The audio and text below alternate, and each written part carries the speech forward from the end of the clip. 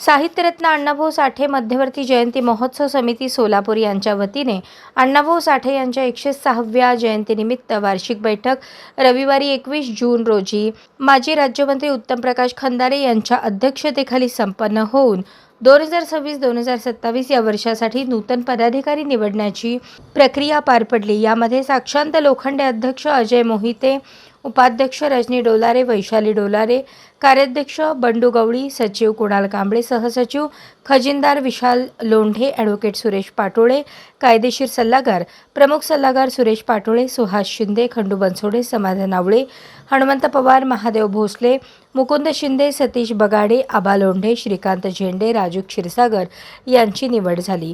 तसेच रविवारी 9 ऑगस्टला भव्य मिरवणूक निघणार आहे। यात 50 मंडळांचा सहभाग असणार आहे, अशी माहिती माजी राज्यमंत्री उत्तमप्रकाश खंदारे यांनी दिली। या पत्रकार परिषदेला साक्षांत लोखंडे, वैशाली डोलारे, विकास डोलारे, बंडू गवळी, कुणाल कांबळे, विशाल लोंढे, सुरेश पाटोळे, खंडू बनसोडे, सतीश बगाडे, समाधान आवळे, महादेव भोसले व इतर पदाधिकारी आणि कार्यकर्ते मोठ्या संख्येने उपस्थित होते।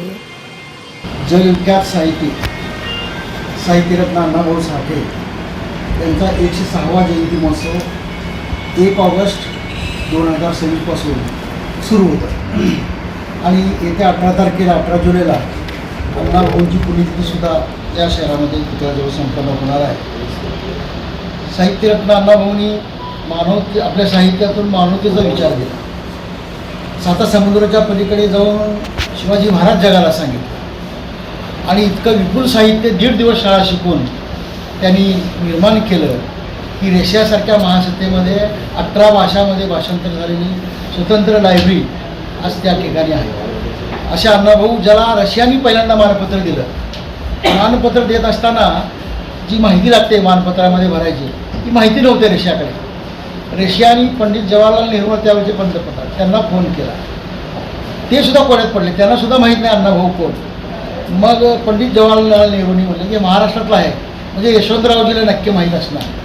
मग यशवंतरावजीनं त्यांनी सांगितलं, यशवंतरावचं जेव्हा कळलं की आपल्या कराड तालुक्यातला एक कोणीतरी लिहितोय, साहित्यिक आहे मातंग समाजाचा, आणि मग त्या अण्णाभाऊचं माहिती मानपत्रावर तिथं पोहोचली, त्यांना मानपत्र त्या ठिकाणी सादर झालं।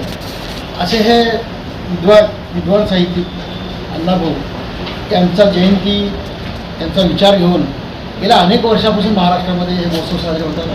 तद्वतच सोलापूर शहरामध्ये होतात। या महाराष्ट्रामध्ये 2च मिरवणुका एका दिवशी एकत्रित निघतात, त्यापैकी अत्यंत गिनीज बुकात व्हावी अशी मिरवणूक म्हणजे परमपूज्य डॉक्टर बाबासाहेब आंबेडकरांची मिरवणूक जी एप्रिल महिन्यात निघते आणि साहित्यरत्न अण्णाभाऊंची मिरवणूक जी ऑगस्ट महिन्यामध्ये निघते। याच मिरवणुकीचा कार्यक्रम या ठिकाणी आपल्याला या ठिकाणी मी घोषित करतो।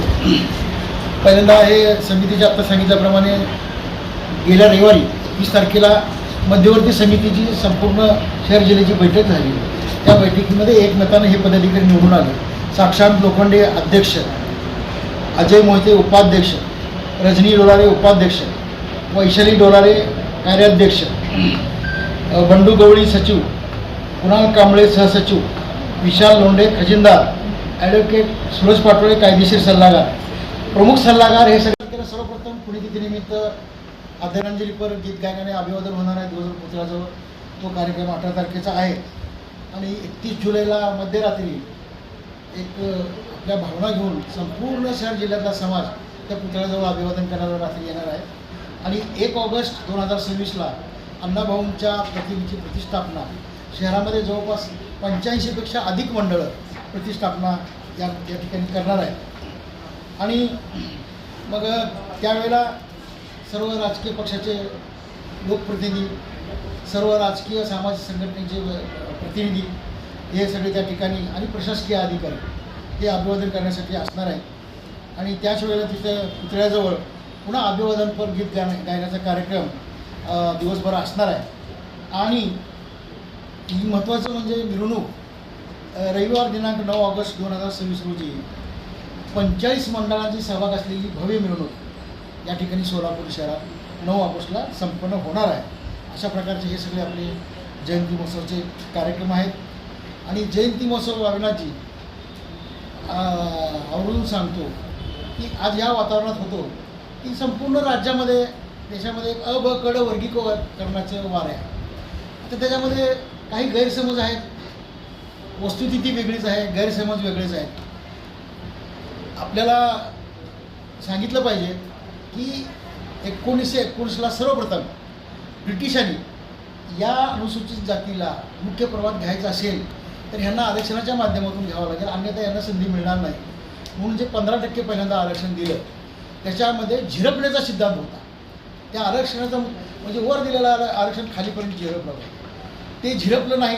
कधी लक्षात आलं, 1965ला जेव्हा केंद्र शासनाने लोकूर समिती नेमली, त्या लोकूर समितीने या ठिकाणी आपल्या आढाव्यात मांडलेलं आहे, या देशामध्ये 1200 अनुसूचित जाती आहेत संपूर्ण देशामध्ये. त्यातल्या काही जातींनी हे आरक्षण डंप केलं. मग लोकूर समितीने तेच मांडलं, उषा मेहरा समितीने तेच मांडलं, सदाशिव आयोगाने तेच मांडलं, लहुजी वस्त्र साळवे आयोगाने तेच मांडलं. आणि म्हणून आंध्रमध्ये त्या ठिकाणी पहिल्यांदा चंद्रबाबू नायडू मुख्यमंत्री असताना 8% आरक्षण दिलं गेलं, उपवर्गीकरण 8%.